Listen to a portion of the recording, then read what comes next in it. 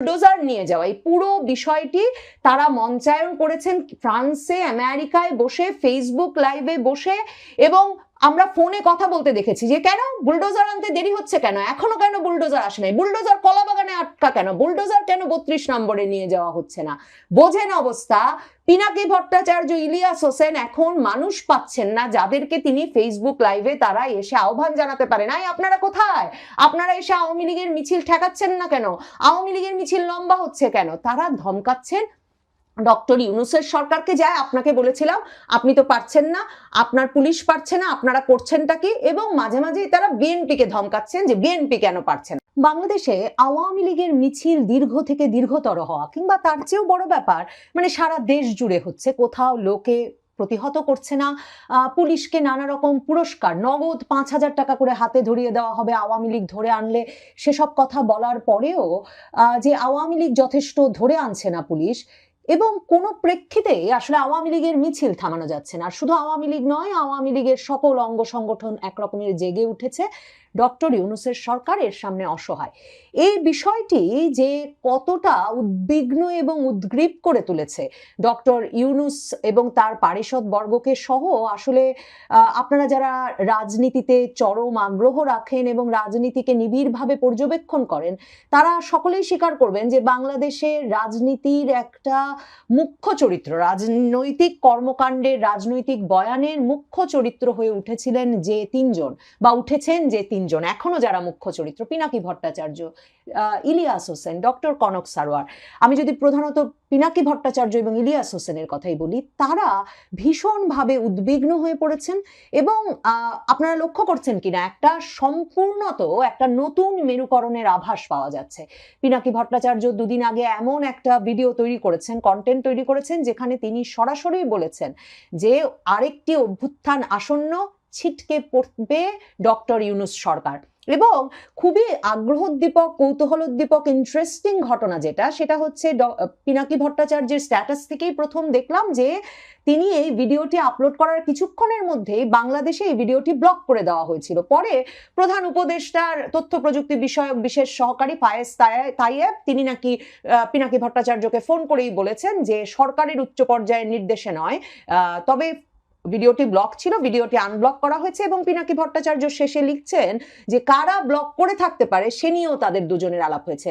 তো এমন নানা পক্ষ যখন সক্রিয় হয়ে উঠেছে, যারা পিনাকি ভট্টাচার্যের ভিডিও ডক্টর ইউনূসের আমলে ব্লক করে দিতে পারে, এবং পিনাকি ভট্টাচার্য বলছেন যেই কাজ শেখ হাসিনার আমলেও কখনো হয় নাই, করে দিতে পারে এমন কাজ, পিনাকি ভট্টাচার্যকে বা তিনি যে মতামত দিতে চাইছেন যে ইউনূস সরকার ছিটকে পড়বে, আরেকটা অভ্যুত্থান আসন্ন, এই কথাটি দমিয়ে রাখতে চায় বা এর প্রচার বন্ধ করতে চায়, এমন একটা পক্ষ যখন সক্রিয়, তখন সেটা কোন পক্ষ সেই নিয়ে যেমন কৌতূহল আসে, তেমনি কিন্তু এই কৌতূহলও কিছুতেই লুকিয়ে রাখা যায় না যে পিনাকি ভট্টাচার্যরা ঠিক কোন পরিস্থিতিতে এখন বলছেন ডক্টর ইউনূসের সরকার ছিটকে পড়বে, মানে ডক্টর ইউনূসের সরকারের দিন শেষ, নতুন অভ্যুত্থান, নতুন সরকার, নতুন বিকল্প।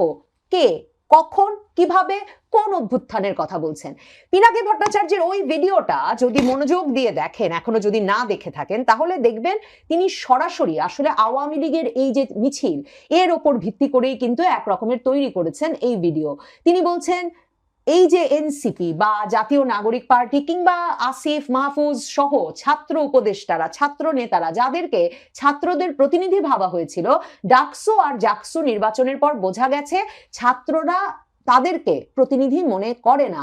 বাগছাস মানে জাতীয় নাগরিক পার্টির ছাত্র উইং যে কটা ভোট পেয়েছে, তাতে এটা প্রমাণিত হয়ে গেছে যে ছাত্ররা আর এদেরকে তাদের প্রতিনিধি মনে করেন না। তার মানে এই যে আমরা ছাত্র জনতার সরকার বলছিলাম ডক্টর ইউনূসকে, পিনাকি ভট্টাচার্য বলছেন যে ডক্টর ইউনূস সরকারের আর কোনো বৈধতা বা অনুমোদন থাকে না, কারণ এই ছাত্ররাই তাকে বসিয়েছিল প্রধান উপদেষ্টা পদে, এবং তারাই ওয়াকারুজ্জামানের সঙ্গে মিলে এই পুরো উপদেষ্টা সরকার বা অন্তর্বর্তীকালীন সরকার তৈরি করেছে।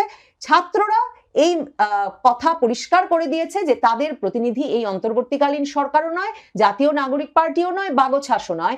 ভাবুন তো, পিনাকি ভট্টাচার্য বলছেন যে তার ফলে ডক্টর ইউনূস সরকারের আর কোনো ম্যান্ডেট থাকে না, কোনো বৈধতা থাকে না ছাত্র জনতার সরকার হিসেবে। কখন বলছেন পিনাকি ভট্টাচার্য? যখন কিন্তু জামায়াতে ইসলামীর তরফে ঐকমত্য কমিশনে দাঁড়িয়ে পরিষ্কার, মানে যে কথা মাসের পর মাস ধরে, 1 বছরের বেশি সময় ধরে আওয়ামী লীগ বলছে যে 106 নম্বর অনুচ্ছেদ অনুযায়ী যে সংবিধানের উপর ভিত্তি করে ডক্টর ইউনূসের সরকার গঠিত হয়েছে বলা হচ্ছে, এটা একটা ভুয়া কথা। কোন সংবিধানে 106 অনুচ্ছেদ ব্যবহার করে একটা অন্তর্বর্তীকালীন সরকার জন্ম দেওয়ার কোনো সুযোগ নাই। এবং সবচেয়ে বড় কথা, জামায়াতের ব্যারিস্টার শিশির মনির যে কথা বলছেন, আওয়ামী লীগ দীর্ঘদিন সে কথা বলে আসছিল যে সবচেয়ে বড় কথা, ডক্টর ইউনূসের সরকার গঠনের আগে এমন কোনো আপিল বিভাগের বিচারপতিদের কাছ থেকে এই মতামত নেওয়ার জন্য কোনো শুনানি অনুষ্ঠানের কোনো সুযোগই ছিল না। এই শুনানির খবরটা বা এই শুনানির যুক্তিটাই মিথ্যা। জামায়াত ইসলামী যখন অবৈধ অসাংবিধানিক সরকার বলছে ডক্টর ইউনূস সরকারকে, তখন পিনাকি ভট্টাচার্যও বলছেন জনগণের ম্যান্ডেট নাই ডক্টর ইউনূস সরকারের বা নাহিদ ইসলামের দলের হাসনাত সার্জিসের মবের কিংবা আসিফ মাহমুদ মাহফুজের উপদেষ্টা পদে থাকার।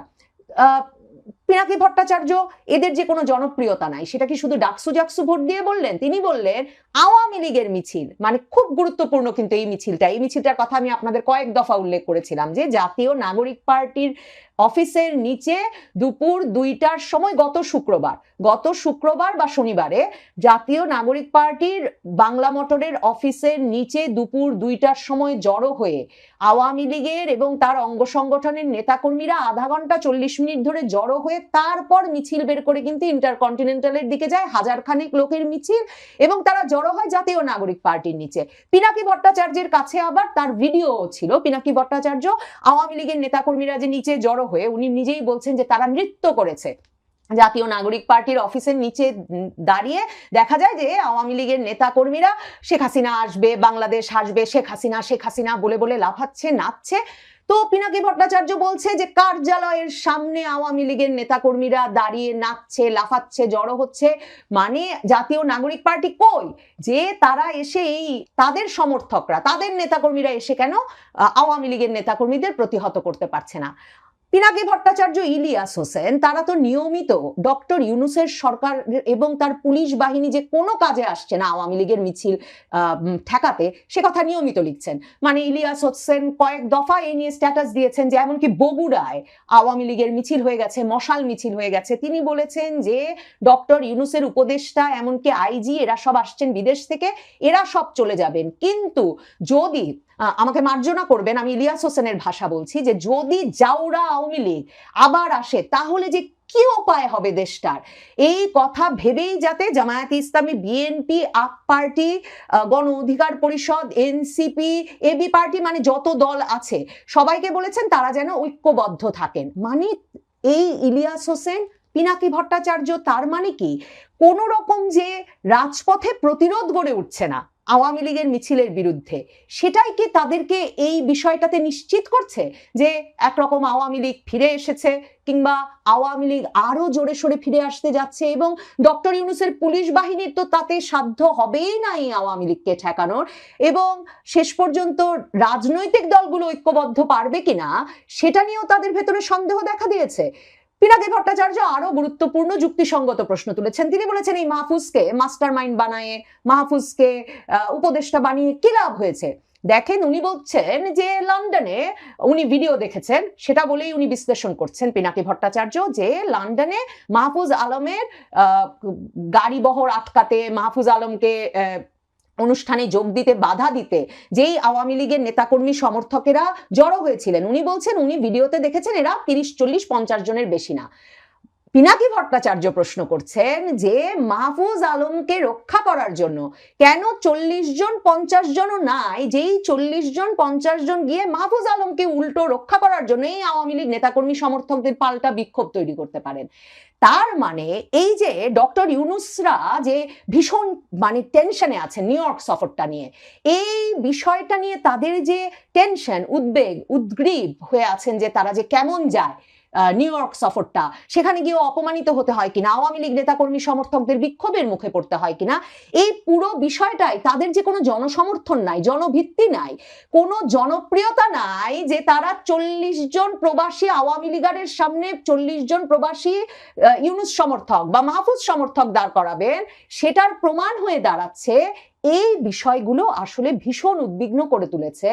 মানে এই গত কয়েক বছর ধরে হাসিনা বিরোধী বয়ান তৈরির যারা মূল কারিগর ছিলেন, সেই পিনাকি ভট্টাচার্য, ইলিয়াস হোসেনকেও, তারা দেখেন এই গত কয়েক বছরে এরা মূল ভূমিকা রেখেছেন কিন্তু শেখ হাসিনার সরকার, আওয়ামী লীগের সরকারের বিরুদ্ধে যে মানে একটা গণ অসন্তোষ তৈরির, সেই গণ অসন্তোষ তৈরিতে কিন্তু এই ব্যক্তিরা একটা মুখ্য ভূমিকা রেখেছেন। এখন তাদের প্রত্যাশা ছিল, তাদের ভাষায় জাউরা আওয়ামী লীগ যদি রাস্তায় নামে, জাউরা আওয়ামী লীগকে ঠেকাতে জনগণ প্রতিহত করবে। এখন তারা দেখছেন কোথাও জনগণ প্রতিহত করছে না।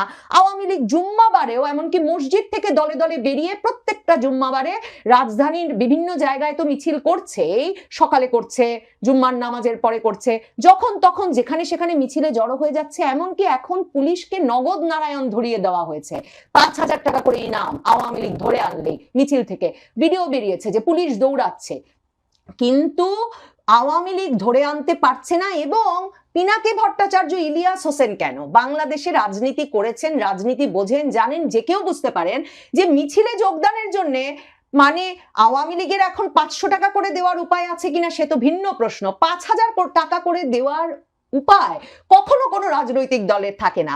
তো সেই অবস্থায় কোন ব্যক্তি জানের ডর নিয়ে মিছিলে নেমে যাচ্ছেন এবং থামছেন না, যাদেরকে ধরার জন্য 5,000 টাকা পর্যন্ত সরকার পুরস্কার ঘোষণা করে দিয়েছে, সরকারের হাতে আর কোনো অস্ত্র নাই, তাহলে কি করবেন? দেখেন, পিনাকি ভট্টাচার্য বলেছেন তিনি কোনো দলের পক্ষে বা বিপক্ষে না, রাজনীতি একটা জার্নি, সবসময় এই দিকে মানে কোন দিকে কখন কে ঠিক কাজ করেন, কে ন্যায় করেন, বেঠিক করেন, মানে কোন দিকে রাজনৈতিক বয়ান হাজির করতে হয় সেটা বলা যায় না। কাজেই পিনাকি ভট্টাচার্য হয়তো সেই বদলটা টের পাচ্ছেন এবং বদলটা টের পেয়ে তিনি এক রকমের সেই বয়ানটাও হাজির করতে চাইছেন যে পরিবর্তন আসছে। কারণ অভ্যুত্থানটা কার মাধ্যমে হবে সেটা আমি এই 16, 17, 18 মিনিটের ভিডিওটা শুনে বুঝতে পারিনি। তার মানে কি পিনাকি ভট্টাচার্য মনে করছেন আওয়ামী লীগই অভ্যুত্থান ঘটাবে, মানে পরবর্তী অভ্যুত্থানকে আওয়ামী লীগের নেতৃত্বে হবে? কারণ তিনি বলছেন জামায়াতে ইসলামী, বিএনপি সবাই ভুল পথে আছে, বিএনপি তো কোনো রাজপথে ঠেকাতে পারছে না, জামায়াতে ইসলামী এখন কেন পিআর নিয়ে ব্যস্ত, উনার কথা যদি শুনতো তাহলে আনুপাতিক প্রতিনিধিত্ব নিয়ে রাস্তায় নামতো না,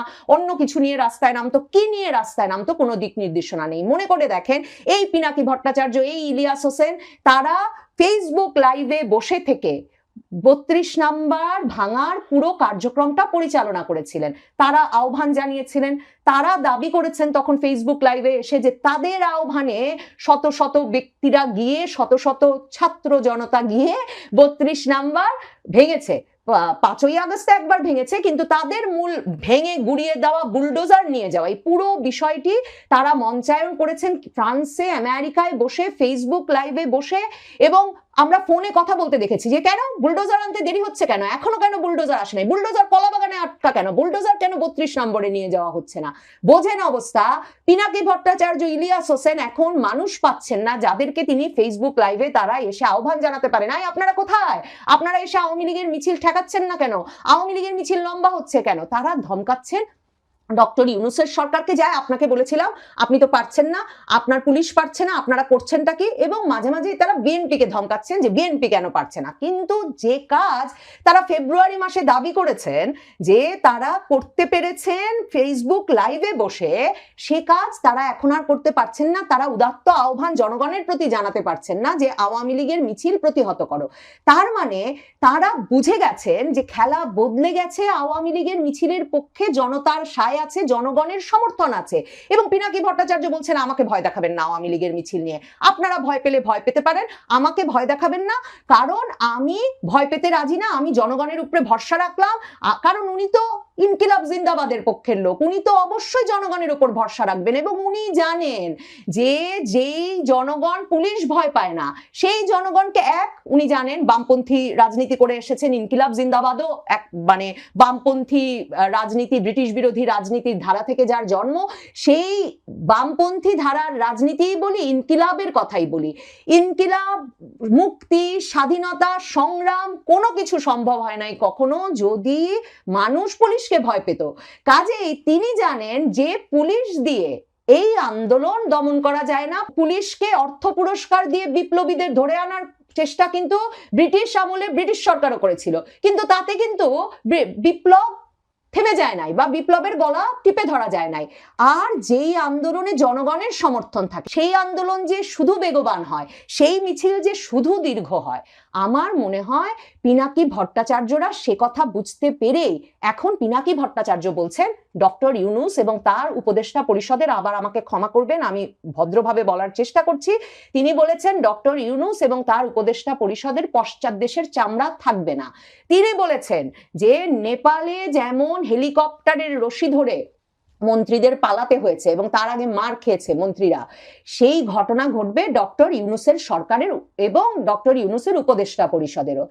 এই অবস্থায় তার মানে কি পিনাকি ভট্টাচার্য, ইলিয়াস হোসেন তারা বলতে চাইছেন ডক্টর ইউনূস সরকার পড়ে যাবে আর আওয়ামী লীগের অভ্যুত্থানের মাধ্যমে সত্যিকার অর্থে শেখ হাসিনার সরকার আসবে? সে কথা পিনাকি ভট্টাচার্য বলেছেন, সেটা বলা যাচ্ছে না।